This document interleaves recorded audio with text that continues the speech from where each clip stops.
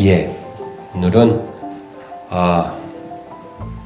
요한복음 말씀 살펴보려고 합니다. 지난 시간에 이어서 계속 3장 살펴봤는데 오늘은 4장 말씀. 예, 그동안 조금 볼 것 같아요. 요한복음을 4장 말씀 살펴보려고 합니다. 자, 예수님이 사마리아에서 수가성이라고도 하죠. 사마리아 여인을 만난 사건입니다. 찬양도 있죠. 예수님이 사마리아에 가신 이유가 뭘까요? 내가 사마리아에 가는 이유는 그 찬양에 보면 뭐라고 나오죠? 예수님이 사마리아에 왜 가셨어요? 내가 사마리아에 가는 이유는 그곳에 울고 있었던 내가 있기 때문이다. 이렇게 찬양에 있어요. 그 찬양을 잊어주세요, 여러분.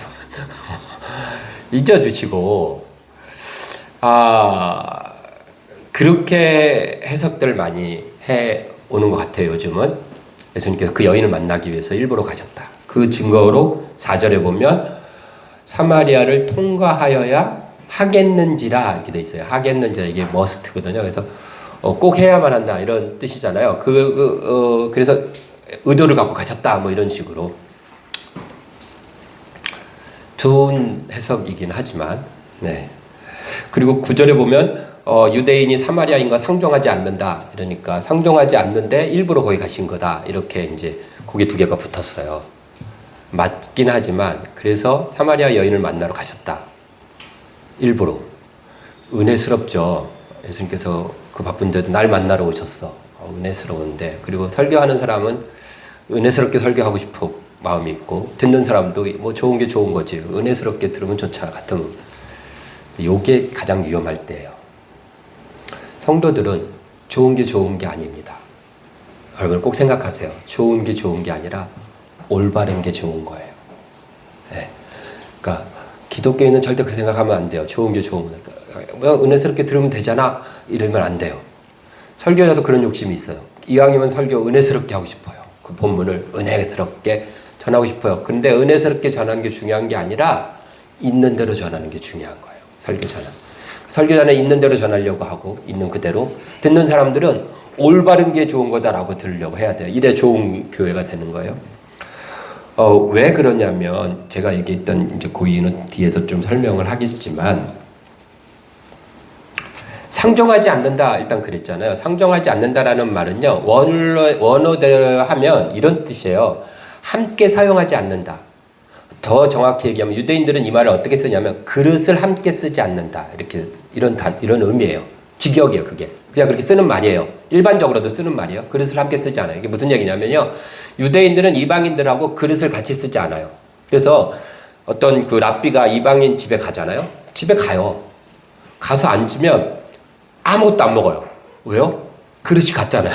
자기가 가져간 그릇에다 이렇게 따라 먹는 거예요. 과일이 나오잖아요. 그럼 과일은 먹어요. 과일을 보면 과일이 그릇에 담겨 나오잖아요. 그러면 그릇에 같이 담겨졌던 과일의 껍질 부분은 부정한 거예요. 이 랍비가 생각하기에. 그래서 자기가 가지고 있는 칼로 껍질을 까. 그 껍질을 버리고 그 과육은 그릇에 안 닿잖아요. 그래가지고 그것만 먹어요. 그릇을 같이 안 써요. 차를 내다 줘요. 차 마셔요, 안 마셔요? 안 마셔요. 왜요? 내가 쓰던 그릇이 아니에요. 그들이 쓰던 그릇이잖아요. 이 뜻이에요, 정확하게. 그리고 실질적으로 그렇게 생활을 해요. 물론 그것이 상종하지 않는다는 의미가 있잖아요. 그렇죠? 상종하지 않는다는 말이 있는데 우리나라 말로 저 상종도 못할 사람 그러면 완전 진짜 굉장히 미워하고 싫어하고 막 이런 개념이잖아요. 그렇지 않다라는 얘기를 제가 지금 하는 거예요. 근데 이제 우리가 그렇게 막 은혜스럽게 그런 식으로 해석을 하려고 하게 되면 문제가 생겨요, 여러분. 이게 그냥 뭐 좋은 게 뭐 그렇게 해석할 수도 있지 내 마음이지 하지만 그렇지가 않아요. 모든 일들을 그런 식으로 내중심적으로 생각하면 안 돼요, 여러분. 예를 들어서 그 찬양 집회를 갔는데 찬양 집회 가서 내가 은혜를 받았어, 그렇죠? 그러면 나오면서 하나님께서 나에게 은혜를 주시려고 이 찬양 집회를 열어주셨어. 생각할 수 있죠, 그렇죠? 그래서 나를 위해서 이 집회를 여셨어. 이렇게 말할 수 있어요.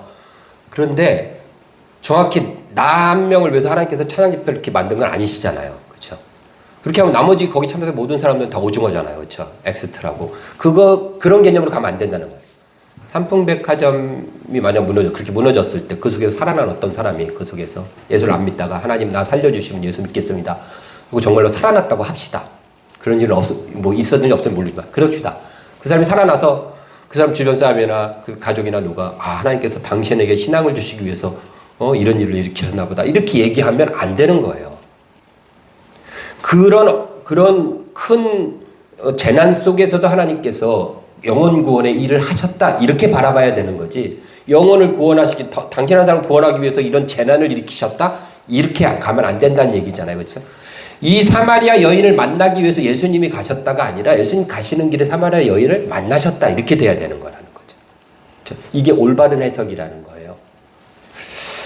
자, 이제 그 증거들을 하나씩 여러분들과 살펴보도록 하겠습니다. 왜 그러냐면 첫째가 이 이야기가 1절, 2절, 3절부터 시작되기 때문에 그래요. 4절부터 시작하는 게 아니라. 1, 2절 보면 이렇게 돼 있어요. 2절에 보니까 예수님께서 세례를 준 게 아니라 제자들이 세례를 베풀었어요. 제자들이 세례를 베푼 것 때문에 1절에 예수께서 제자를 삼고 세례를 베푸는 것이 요한보다 많다 하는 게 바리새인들은 다 알려졌어요. 예수님이 예루살렘에 계셨어요. 세례 요한이 세례 주는 것보다 예수님의 제자들이 세례 주는데 사람들이 더 몰린 거예요. 근데 그건 상관이 없는데 그 상황을 누가 주목하고 보고 있었냐면 바리새인들이 보고 있었어요. 좋은 눈으로 봤을까요? 나쁜 눈으로 봤을까요? 나쁜 눈으로 본 거죠. 정치가 지휘자들이 보면서 저거 어떻게 되는 거지? 세례 요한만 해도 골치 아파 죽겠는데 저거 지금 어디서 튀어나온 놈인지 모르겠는데 얘보다 더 많은 그룹이 생성되고 있어요. 근데 그렇게 주목하고 있다는 걸 누가 아셨어요? 예수님이 아셨어요. 예수님은 예수님의 때가 있었어요. 가나안 혼인잔치 때도 그렇죠. 때가 있다 그러잖아요. 때에 따라서 움직이셔야 되는데 이게 너무 일찍 예수님이 드러나고 주목받고 이러면 안 되는 거예요. 그래서 예수님께서 그곳에 있으면 안 되겠다. 하나님의 계획이 그때에 맞춰서 이루어지지 않으니까 예수님께서 급히 피하셔야 되는 상황이 벌어진 겁니다. 그걸 지금 설명하고 있는 거예요. 그랬기 때문에 사람들이 얘기하듯이 이 예루살렘이 있고 예수님이 고향인 갈릴리가 있어요. 그럼 중간이 사마리아 땅이에요. 그러니까 당연히 이게 통과해서 가야 되는데 서로 안 좋아하는 건 맞아요. 그렇기 때문에 이렇게 요단강을 건너서 이렇게 돌아가기도 해요. 그럼 여기로 지나가는 사람들은 없느냐? 있어요. 근데 돌아가기도 해요. 그러나 지금 상황이 급하니까 어떻게 돼요? 통과해서 가야만 되겠다라고 지금 이 말을 예수님이 하신 거예요? 요한이 쓰고 있는 거예요? 4절. 사마리아를 통과하여야 하겠는지라. 이 말이 지금 요한이 쓰고 있는 서술이에요? 예수님이 하는 말씀이에요? 요한이 쓰고 있는 거라고요. 예수님이 내가 사마리아를 통과해야겠다라고 말했다면 어떤 의지를 갖고 하셨을 수 있어요. 예수님이 목적을 갖고 사마리아 여행을. 근데 그게 아니라 요한이 지금 예수님의 상황을 서술해주고 있는 거예요. 이런 상황들이 벌어졌어. 바리새인들이 막 주목하고 이게 지금 때가 안 맞으니까 예수님께서 빨리 통과해서 가셔야겠는 상황이 벌어진 거야. 이 얘기를 하고 있잖아요. 이거는. 그리고 예수님께서 이게 아니란 말이에요. 어쨌든 그러고 있어요. 또 하나 보면 8절에 보면요. 예수님이 제자들을 어디다 보내요? 그 동네에 들어가게 보내셨어요. 내가 이 동네 상종도 안 해. 쳐다도 안 봐. 이게 아니잖아요. 그 동네에 음식 사와라 그러고 보내신 거예요. 제자들을. 그러니까는 그 동네에 보내기도 하고 이러는 거란 말이에요. 상종 안 한다는 개념이 다르다라는 얘기 덧붙여서 하는 거예요. 그러니까 그 동네 통과하는 거 별로 문제가 안 돼요. 그거는 빨리 가려면 그렇게 가는 거예요, 그냥. 자, 그러는 상황 속에서 지금 일들이 벌어지고 있습니다. 자, 요 정도 일단 마음을 갖고 조금 더 본문으로 들어갑니다. 5절에 가니까 5절 한번 읽어봅시다. 시작. 사마리아에 있는 수가라 하는 동네에 이르시니 야곱이 그 아들 요셉에게 준 땅이 가깝고. 자, 수가성 들어보셨나요?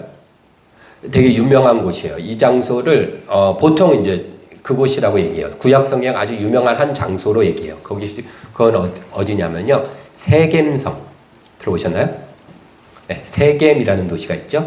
아브라함이 하나님 말씀을 따라서 갈대우를 떠나서 이렇게 가나안 땅에 처음 딱 들어와서 첫 번째 제단을 쌓은 곳이 어디예요? 세겜이에요. 야곱이 바다나람 외삼촌 집에서 돌아와가지고 처음 돈을 주고 산 땅이 세겜 땅이에요. 그리고 거기서 살아요. 단을 쌓아요, 야곱도. 그리고 그곳에서 딸이 죽죠. 여러 가지 일들이 겪어져요. 여호수아 장군이 가나안 정복 전쟁을 할 때 전초 기주로 삼았던 것이 항상 세겜이에요. 그리고 마지막 축복과 저주 연설을 할 때 그때 세겜성에서 해요. 세겜 땅에서 해요. 세겜 땅이 유명한 게 바로 그거예요. 두 개의 산이 유명해요. 하나는 그리심산과 에발산이 있어요. 이 세겜이란 지역에 그리심산과 에발산이 있어요. 에발산에서는 저주를 내뱉었고요. 여호수아가 그리심산은 축복을 얘기했어요. 그래서 그리심산을 축복의 산이라고 해요.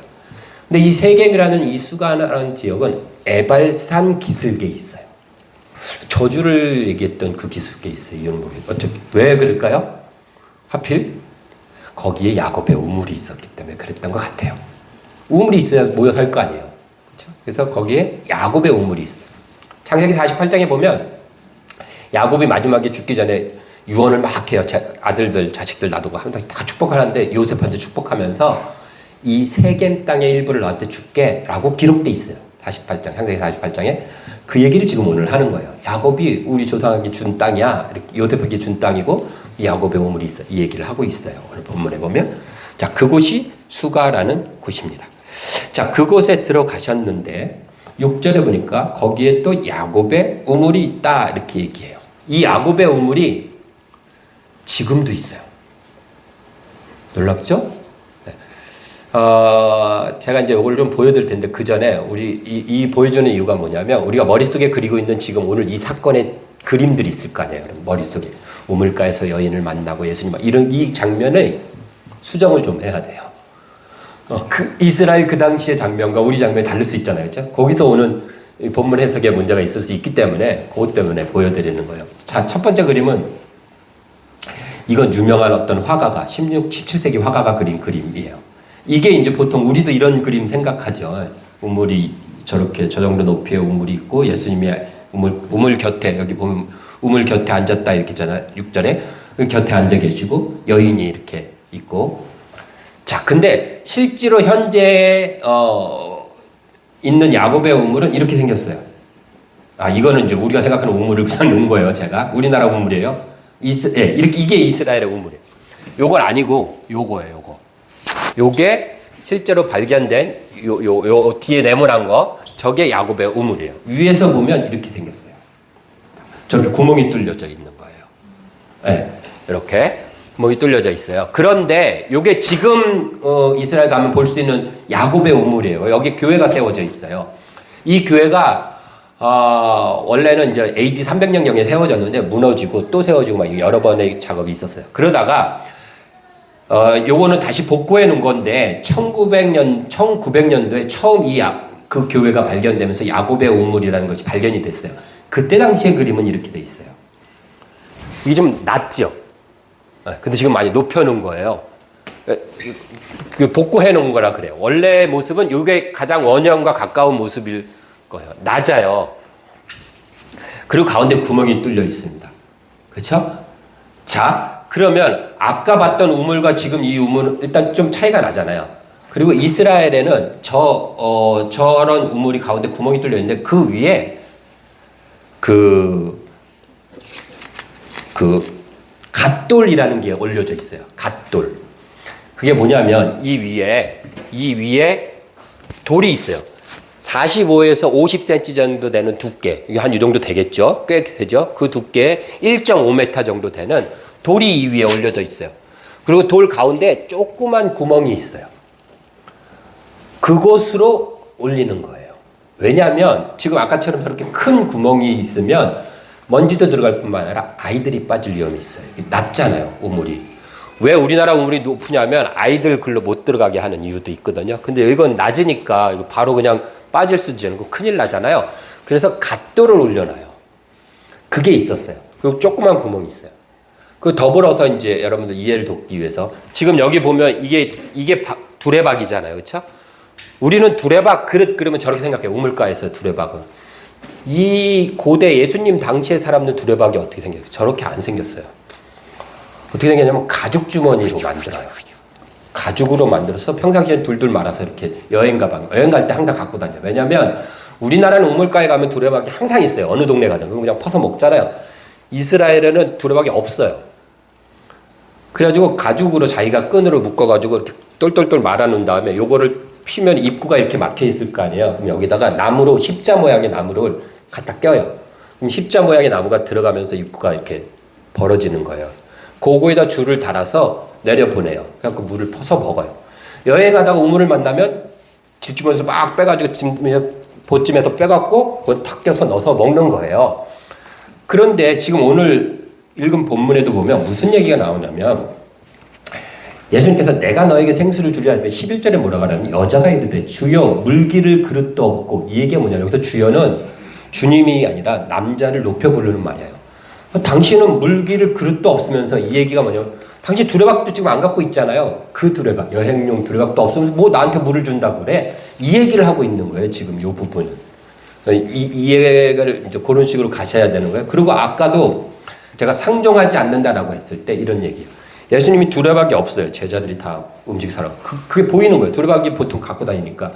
그러니까 예수님이 물 좀 줘. 그랬더니 여자가 하는 얘기가 상종하지 않아요. 아니, 당신 유대인이고 나는 사마리아 사람인데 내가 있는 그릇으로는 당신 안 먹잖아. 그런데 어떻게 나한테 물 달라 그래? 이 얘기한 거라고요. 그러니까 완전히 우리가 막 저거 상종도 못해. 이거랑은 다른 개념으로 이 본문이 읽혀질 수 있는 거죠. 그렇죠? 그러면서 이어서 11절에 가서는 당신은 두레박도 없으면 또 나한테 물을 어떻게 준다 그래요? 이 얘기가 이제 자연스럽게 가는 거예요. 이렇게 되는 거예요.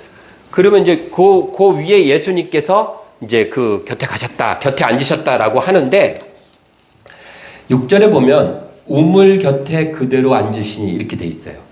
그런데 사실 이 곁에라는 말이 원어에 보면 위에라는 말이에요. 곁이 아니에요. 틀리게 해석했어요.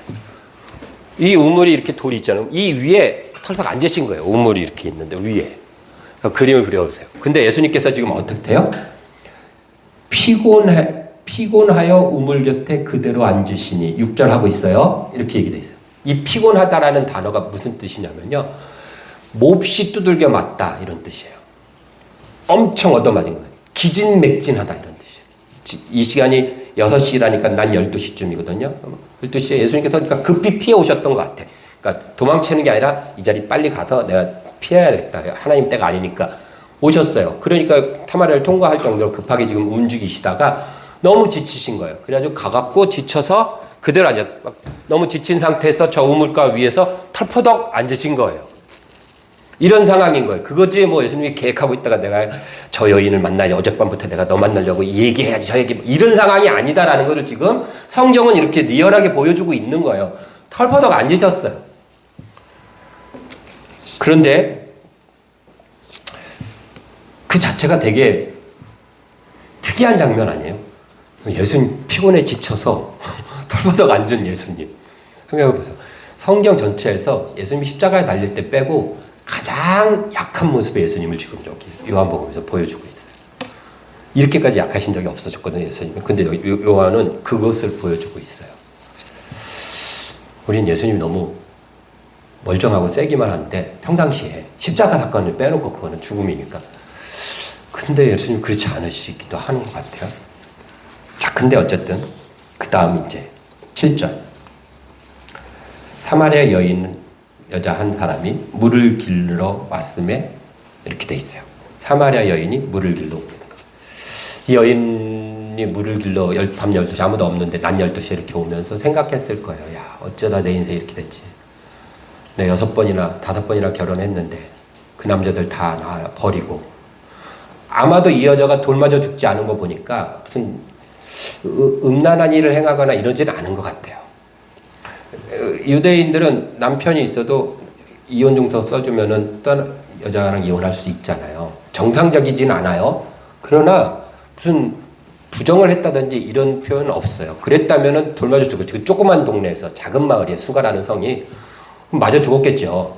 창기인 것 같지도 않아요. 그렇기 때문에 그냥 남편이 바뀐 거예요. 어떻게 보면 이 여자는 아주 부정하고 음탕한 여자라기보다는 불쌍한 여자였던 것 같아요. 그렇게 요한이 기록하고 있는 것 같아요.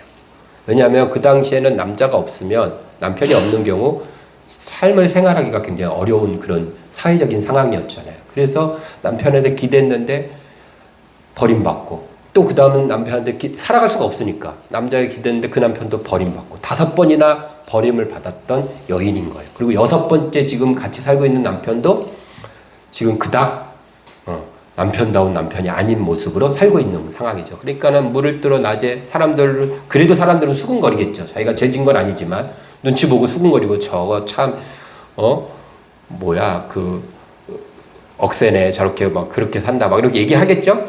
그러면서 한탄하면서 어떻게 내 인생이 어쩌다 이렇게 됐을까 이런 여러 가지 생각으로 우물가로 나왔을 거예요.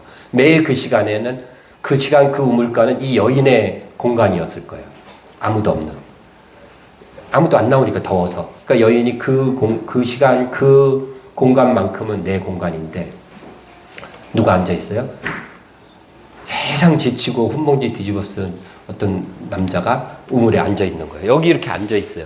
보통 그 유대인의 전통상 유대인들은 여자랑 잘 말을 안 해요. 자기 아내하고도 공개적인 바깥에서는 얘기를 안 한대요. 유대인들끼리 유대인 남자와 유대인 여자도. 그런데 하물며 사마리아인들과 말을 잘 안 하는데 사마리아 여인과 얘기한다. 이거는 굉장히 특이한 일이래요. 저도 몰랐는데 이게 설교 주면서 알았는데 옛날에는 우리나라도 그랬다며 이렇게 남자들이 지나가면 여자들이 가다가 서 있었대요. 남자가 지나가고 이렇게 가도록. 그게 한 6, 70년 전만 해도 그랬다 그러더라고요. 근데 어쨌든 그런 상황에서 예수님 여기 앉아있으면 여자가 우물 뜨러 오면 보통은 어떻게 해야 되냐면 이렇게 물 길러 사람이 오면 여기서 일어나갖고 한 6m 정도 떨어져서 마음껏 길러가라고 이렇게 해주는 게 예의인 거예요. 남자들이 피해주는 게. 안 피하고 뻔히 쳐다보고 있는 거죠. 여자도 이거 가야 돼 말아야 돼 이러고 있는 상황이에요. 그럼 내가 맨날 가던 것인데 하필 또 오늘은 또 저 또 별 이상한 사람이 또 속을 긁네 이러고 이제 있는데 그 사람이 말을 거는 거예요. 물 좀 줘라 이렇게. 그게 오늘의 사건입니다.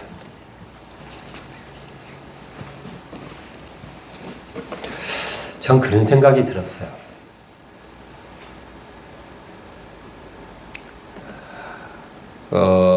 예수님께서 특별한 계획으로 특별한 만남을 하신 것도 좋죠. 우리를 특별하게 사랑하신 것 같으니까. 그것도 좋은데 그게 아니라 그냥 일상적인 만남을 통해서 일상에서의 회복을 해주시는 것도 더 좋은 것 같아요.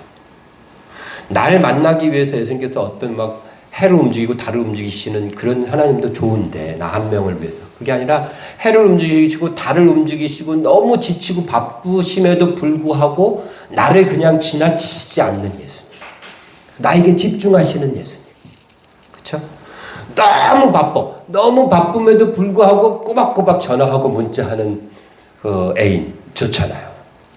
안 바쁘고 나만을 위해서 옆에 붙어만 있는 애인도 좋은데 너무 바쁘고 정신없어도 꼬박꼬박 나한테 전화하고 생일 챙기고 다 챙기고 지겨우시죠? 이게 50 넘어가면 지겨우세요? 좋잖아요. 그 사람도 사실 괜찮잖아요. 그렇죠? 그거 같아요. 지금 예수님이 보여주시는 사랑. 그리고 또 한편으로는 이런 생각이 들었어요. 그 예수님의 모습이 사실은 그 여인의 모습을 보게 하신 게 아닐까. 지치고 힘들고 목마른 사람은 예수님이 아니라 그 여인이지 않을까. 멀쩡해 보이지만. 그리고 예수님 무슨 얘기 하시냐면요. 나중에 제자들하고 얘기하실 때 나는 새로운 양식이 있다. 그 여인에게 회복시킨 다음에 나는 니네들이 모르는 양식이 있다. 하나님이 일을 하는 게 내 양식이다. 누가 먹을 거 주셨어요? 먹을 거 누가 갖다 줬어요? 막 이런 얘기 하잖아요. 제자들이. 안 읽어서 모르시나요? 그런 얘기 막 하거든요. 그러면서 문득 이런 생각이 들었어요. 목요기도에 보면요. 여기 딱 목요일날 딱 도착하면 저도 그렇지만 다 지치고 피곤해가지고 마치 이 사마리아 여인처럼 여기 앉았던 예수님 모습 비슷하게 해갖고 와요. 하루 종일 일상에 지쳐가지고 딱 와요. 근데 우리가 거기 딱 와갖고 이 예수님 십자가 보고 이 교회에 앉아갖고 예수님의 그 모습을 보는데 만약 우리가 딱 왔는데 예수님 더 지쳐 있으신 거야. 예수님도 지쳐가지고 같이 앉아 그래, 나도 힘들다, 얘. 이러고 앉아 계시는 거죠. 근데 그 예수님께서 그러면에도 불구하고 우리의 기도를 듣고 눈을 촬영촬영 하시면서 그 힘든 예수님, 지친 예수님 갑자기 우리를 응답하시고 기도에 막 역사하시고 나면서 그걸로 스스로 회복이 되시는 거예요, 예수님도. 너무 기쁘시니까. 지금 이 얘기를 하고 있어요, 제자들에게. 분명히 지쳐 앉아 계셨는데 예수님이 뭐라 그러냐면 사마리아 여인이 회복해서 가는 모습을 보고 나서 니네가 모르지만 나는 양식이 있다. 누가 뭐 먹을 거 줬어요? 그때 아니, 난 하나님 일을 할 때 나는 그게 내 양식이다. 이 얘기를 하시잖아요. 그러니까 그래서 우리가 기도했다고 하고 지쳐있지만 또 예수님께서 그런 우리를 막 힘을 주시면서, 그리고 사실 기도에 끝나고 갈 때는 또 다들 힘을 얻어갖고 올 때는 되게 무거운 걸음으로 오는데 막상 또 기도하고 가면 오기도 싫고 이랬는데 하고 나면 또 힘이 납니다. 이런 그런 장면들이 막 이렇게 떠올라지면서 이게 그랬어요. 그러니까 정형화된 어떤 신앙적인 이런 충족감과 그런 모습들이 아니라, 예수님의 모습이 아니라 이렇게 일상 속에서 되어진 이 모습. 그러면서 예수님께서 물 좀 줄래? 라고 얘기하시는 거예요. 요구가 들어오는 거예요. 여자 입장에서는 내 지금 내 상황을 보고 지금 물 달라고 하는 거냐고 내가 지금 그럴 수도 있는데, 예수님 그러세요. 근데 이 요구가 필요해요. 어떻게 보면 이 뜬금도 없고 이런 요구가 필요하고요. 그러실 때가 있어요. 그걸 통해서 역사하세요. 일상 속에서. 저희 아버님이 장로님으로 돌아가셨는데 지금 이번 주가 1주간이 돼서 오늘 가보려고 그러는데, 돌아가신 지. 저희 아버님을 놓고 엄청나게 기도했었어요. 저희 식구들. 아버님 빼고 다 교회를 다녔었거든요. 옛날에 아버님이 교회 다니기 전에.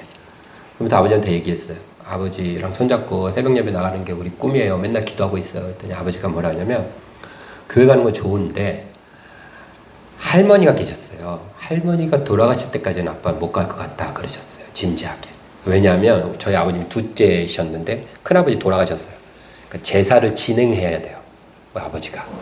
제사를 이렇게 그 순서를 이렇게 진행시키는 그 위치에 있으신 거예요. 그러니까 할머니가 살아계실 때까지는 아버지가 그 할머니한테 부려우니까 거역을 못할 것 같다. 그러니까 할머니 돌아가시면 아빠도 교회를 갈게. 이렇게 얘기를 하셨었어요. 그런데 그때 마침 이제 저희가 새로운 교회를 갔는데 그 감리교였는데 그 교회가 건축을 하고 있었어요. 재건축을. 한 3층, 4층짜리 건물로, 빨간 건물로 건축을 하고 있었어요. 그래서 저 아버님이 오래전에 대림동에다 2층짜리 집을 지으신 적이 있어요. 그때 당시 집을 지으면 업자들한테 맡기는 게 아니라 직접 가서 이렇게 같이 막 보고하고 막 이래요. 같이 섞여서. 그러니까 집을 지어보신 분이에요, 아버님이. 집 짓는 기술자는 아닌데 본인 집을 지으시니까 뭐 맨날 가셔갖고 그 일도 하시고 그랬어요. 그리고 공장 하셨으니까 손기술도 있으시고. 그러니까 교회를 이제 건물 짓는다고 하니까 이제 그 교회 목사님이 되게 지혜로웠어요. 저희 아버님하고 나이가 비슷하셨는데 그 자식들이 저하고 나이가 비슷했어요. 근데 저희 아버지한테 교회 짓는 것 좀 도와달라고 그런 거예요. 그 할머니 살아계실 때요. 그러니까 아버지가 그러자고. 그리고 이제 갔어요. 했더니 이제 목사님이 계속 물어보는 거예요. 이건 어떻게 할까? 이거 해보셨으니까 잘 아시죠? 막 이러면서 이제 하니까 아버지가 이제 교회 짓을 때 매일 그 교회 짓는 데 나가셔갖고 짓는 거에 대해서 이건 이렇게 하면 안 된다. 이건 이렇게 하는 게 더 낫다. 막 하니까 또 그게 이제 반영돼서 막 교회가 지어지는 거예요. 매일 나가시는 거예요. 매일 목사님 만나시는 거예요. 같이 밥 먹고 막 칭찬 듣고. 근데 어느 날 아버지가 나도 교회를 나가야겠다. 이러시는 거예요. 할머니 살아 계셨어요. 근데 그리고 나서 할머니한테 가갖고 얘기를 하시더라고요. 나 이제 교회 다닐 거니까 난 제사 안 지낸다고. 할머니가 또 그렇게 해. 그러셔갖고 됐어요. 무슨 얘기를 하고 있냐면 그 물 좀 줘라는 이 요구가 들리신 거예요. 예수님이. 그것이 이렇게 되는 거예요. 그 일들, 역사를 이뤄내는 거죠. 사마리아 여인에게 예수님께서 물 좀 달라라고 얘기하지 않았으면 대화가 없었어요. 그런데 그걸 통해서 이 여인은 변화가 되고 더 나아가서 사마리아 그 마을 전체가 구원받는 놀라운 역사가 일어나는 겁니다. 이 소리가 들려야 돼요. 창호야, 물 한 컵만 줄래? 이 소리가 저 여러분들에게 들려오기를 바랍니다. 언제요? 살아가면서 불쑥 예기치 못한 시간에 그냥 불쑥 들려오는 거예요. 무례하게 들릴 수도 있어요. 때로는. 그렇잖아요. 여인 입장에서는. 그러나 들려와야 돼요. 그 얘기는 이런 뜻이에요. 진짜로 물을 달라는 게 아니라 나 너하고 할 얘기가 있어. 말하고 싶어. 나 너한테 관심이 있다. 나 그 일에 대해서 너에게 할 얘기가 있다. 라고 말씀하시는 거예요. 때론 예수님께서 야 얼마만 좀 내봐. 저 사람 좀 도와줘봐. 하실 수도 있죠. 그런데 그거는 정말로 예수님이 필요해서 그럴 때도 있지만 저한테 뭔가를 하고 싶은 얘기가 있으신 거예요. 그래서 예수님이 여인에게 뭐라 그래요? 내가 누군지 알았으면 네가 나한테 물을 달라 그랬을 거야. 예수님께서 창우야 물 좀 줘. 그거는 너 물 좀 먹어. 내가 줄게. 이 얘기일 수도 있다는 얘기예요. 하나님 뭔가를 요구하실 때는 사실은 나의 필요를 채우시기 위해서 나에게 다가오고 계신 걸 수도 있다라는 거죠. 이 소리가 들려져야 됩니다. 그래야 살아요. 그렇게 뿌리 박아야 살아요. 우리는 우리의 삶 속에서. 정리하겠습니다. 이 얘기하면서 정리하겠습니다. 어린 왕자라는 책 아시죠? 제 이번 주 한 주간 어린 왕자를 읽으려고 합니다. 다시 한번 정독을. 인터넷에 있어요. 이렇게 링크 타고 들어가니까 있더라고요. 전 책이 다 있다. 그 중에 한 18번인가 19번 챕터에 보면 이런 게 있어요. 어린 왕자가 사막을 이렇게 돌아다니는데 사람이 하나도 없는 거예요. 그러다가 꽃을 하나 봐요. 꽃잎이 3개 달려있는 이상하게 생긴 꽃을 하나 본 거예요. 좀 모자란 꽃을 하나 봤어요. 어린 왕자가 말을 걸어. 안녕. 그랬더니 꽃이 안녕. 이렇게 인사를 해요. 물어봐요. 사람들은 다 어디 갔니? 꽃이 대답합니다. 사람들? 몇 년 전에 있었는데 지금은 없네. 그러면서 뭐라고 얘기하냐면 사람들은 바람이 부는 대로 떠돌아다니니까 없어. 이렇게 얘기해요. 사람들은 바람이 부는 대로 떠돌아다닌대요. 그러면서 꽃이 뭐라고 얘기하냐면 사람들은 뿌리가 없어. 그래서 사는 게 아주 힘들 거야. 라고 얘기를 해요. 성경의 시편 1편에 보면 그 얘기하죠. 바람에 나는 겨와 같다 그래요. 아기는. 근데 의인은 뭐라 그래요? 시냇가에 심겨진 나무가 뿌리가 쫙 박힌 나무 같다 그러죠. 골로새서 2장 말씀 볼까요? 읽어봅시다. 그러므로 너희가 그리스도 예수를 주로 받았으니 그 안에서 행하되 그 안에 뿌리를 박으며 세움을 받아 교훈을 받은 대로 믿음에 굳게 서서 감사함을 넘치게 하라. 그 안에 예수 안에 뿌리를 박으며 그 다음 뭐라 그래요? 세움을 받으래요. 뿌리만 박는 게 아니라 세움을 받으래. 전 농사 잘 모르지만 이렇게 모내기 심기만 하는 게 아니라 가을에 걷기 전에 막 이렇게 바람 불어 쓰러지면 또 이렇게 묶어서 세워놔야 돼요. 그렇죠? 세움 받는 일도 해요. 그 세움 받는 것이 뿌리 받고 세움 받는 것이 바로 물 좀 줄래? 라는 이 예수님의 음성입니다. 우리를 세우시고 우리를 든든히 살아가게 하시는 이 음성을 듣는 저 여러분들 되길 바랍니다. 기도하겠습니다.